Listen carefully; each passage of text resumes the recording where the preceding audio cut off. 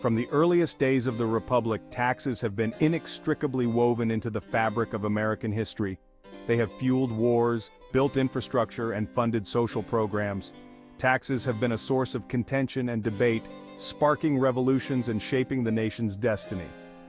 This essay explores the fascinating history of taxes in the United States, from the colonial era to the present day. We will see how taxes have influenced major historical events, societal changes, and the very essence of American identity. The story of American taxation is not merely a dry recitation of laws and figures.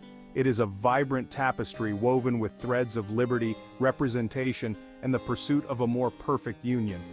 It is a story of how a nation grappled with the fundamental question, what is the price of freedom, and who should bear the cost?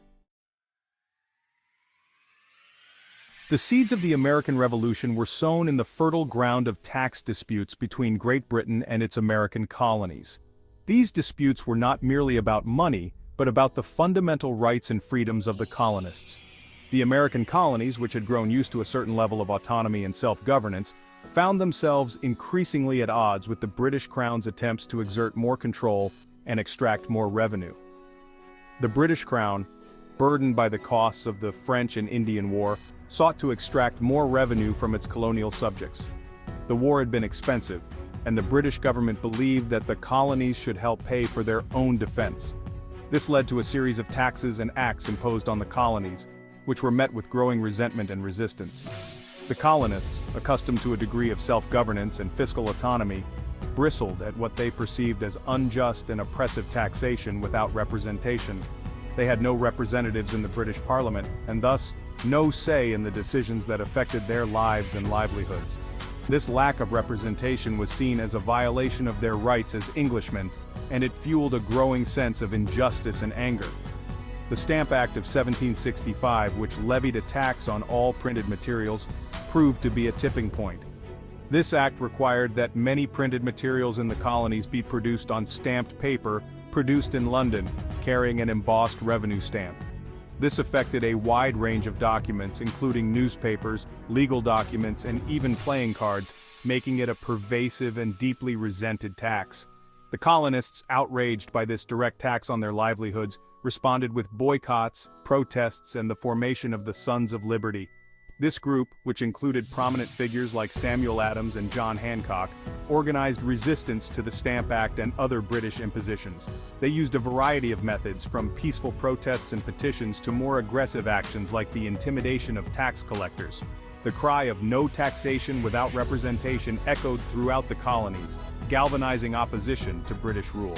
This slogan captured the essence of the colonists' grievances and became a rallying cry for those who sought greater autonomy and respect for their rights. It was not just a protest against taxes, but a demand for a voice in the governance of their own affairs. The Stamp Act was eventually repealed, but the damage was done. The repeal was a victory for the colonists, but it did not resolve the underlying issues. The British government continued to seek ways to assert its authority and raise revenue from the colonies, leading to further conflicts and tensions. The conflict over taxation had exposed the deep fissures in the relationship between Britain and its American colonies. It revealed the fundamental differences in how the two sides viewed the nature of governance and the rights of the colonists. For the British, it was a matter of maintaining control and ensuring that the colonies contributed to the empire's expenses. For the colonists, it was about defending their rights and resisting what they saw as arbitrary and unjust rule. It had also ignited a spirit of resistance and a burgeoning sense of American identity that would culminate in the Declaration of Independence. The struggles over taxation and representation helped to forge a new sense of unity and purpose among the colonists. They began to see themselves not just as British subjects, but as Americans with their own distinct identity and destiny. This growing sense of American identity and the desire for self-determination would ultimately lead to the Revolutionary War and the birth of a new nation.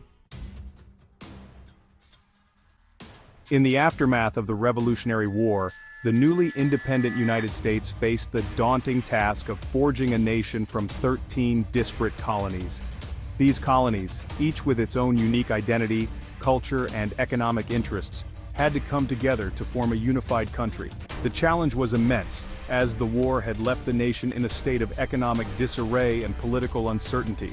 The Articles of Confederation, adopted in 1777, established a weak central government with limited powers, including the power to tax. This document was the first constitution of the United States and was designed to maintain the sovereignty and independence of each state. The framers of the Articles were wary of creating a strong central authority, fearing it might become tyrannical, much like the British monarchy they had just overthrown. This deliberate decision, rooted in a fear of centralized power, proved to be a critical flaw. The lack of a strong central government meant that the national government had very little authority to enforce laws or regulations. This fear of central power was a reflection of the colonists' recent experiences with British rule, where they felt oppressed by a distant and unresponsive government. The Confederation Congress, lacking the authority to levy taxes directly, was forced to rely on requisitions from the states. This system required states to voluntarily contribute funds to the national government, but there was no mechanism to compel them to do so. As a result, the national government was perpetually underfunded and struggled to meet its financial obligations. The states, however, were often reluctant or unable to meet their financial obligations. Many states were dealing with their own economic problems, including war debts, and the need to rebuild infrastructure. This reluctance to contribute to the national government created a cycle of financial instability that was difficult to break. This lack of fiscal stability hampered the government's ability to pay its debts, fund the national army, or effectively govern the fledgling nation. Soldiers who had fought in the Revolutionary War were often left unpaid, leading to unrest and dissatisfaction. The inability to fund a standing army also left the nation vulnerable to external threats and internal rebellions. The Articles of Confederation, while a testament to the ideals of limited government, ultimately proved inadequate to the challenges facing the young nation.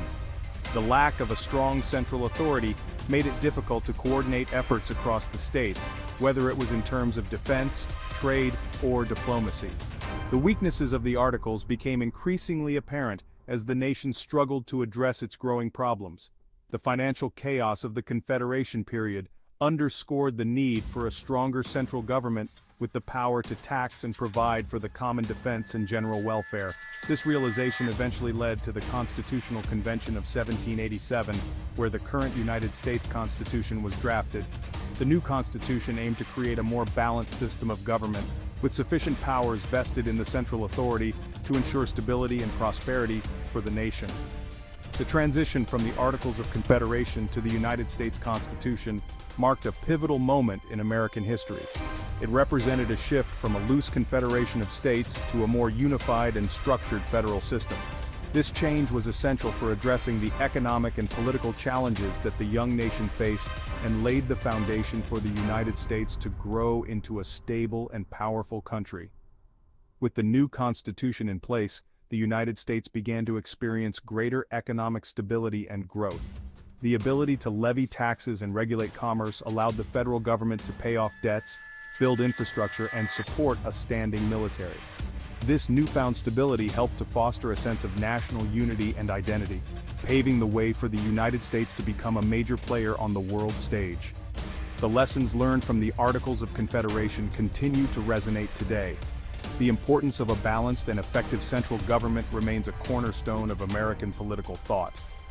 As the nation continues to evolve, the principles established in the Constitution serve as a guiding framework for addressing new challenges and ensuring the continued prosperity and stability of the United States.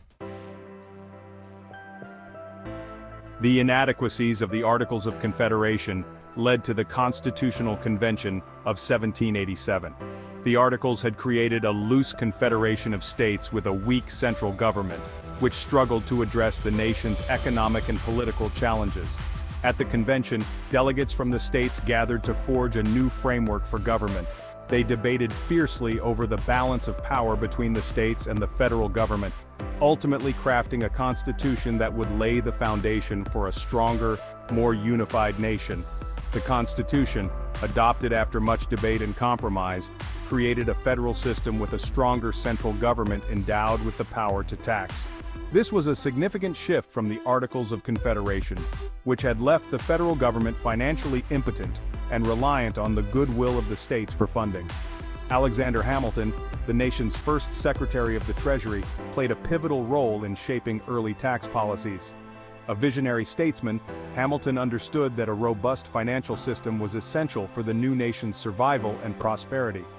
Hamilton, a staunch advocate for a strong national government, believed that taxes were essential for funding the government's operations, establishing national credit, and promoting economic growth.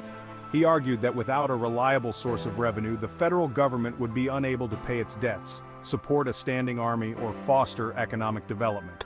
In 1789, Congress passed the Revenue Act, a landmark piece of legislation that imposed tariffs on imported goods. This act was one of the first major steps taken by the new government to assert its authority and stabilize the nation's finances. The tariffs on imported goods were designed not only to generate revenue, but also to encourage the growth of domestic industries by making foreign products more expensive. This protectionist measure was intended to give American manufacturers a competitive edge in the marketplace. This act, a cornerstone of Hamilton's economic program, provided much-needed revenue for the federal government. It marked the beginning of a comprehensive strategy to build a strong economic foundation for the United States. The Revenue Act helped to protect nascent American industries, fostering an environment where they could grow and thrive. By shielding these young industries from foreign competition, the act played a crucial role in the early development of the American economy. The Revenue Act of 1789 marked the beginning of a new era in American taxation. It established the principle that the federal government had the authority to levy taxes and use them to support national interests. This new era saw the federal government playing an increasingly prominent role in the nation's economic affairs. The ability to collect taxes allowed the government to fund essential services, pay off war debts, and invest in infrastructure projects that would spur economic growth. Hamilton's vision of a strong, financially stable federal government began to take shape, laying the groundwork for the United States to become a powerful and prosperous nation.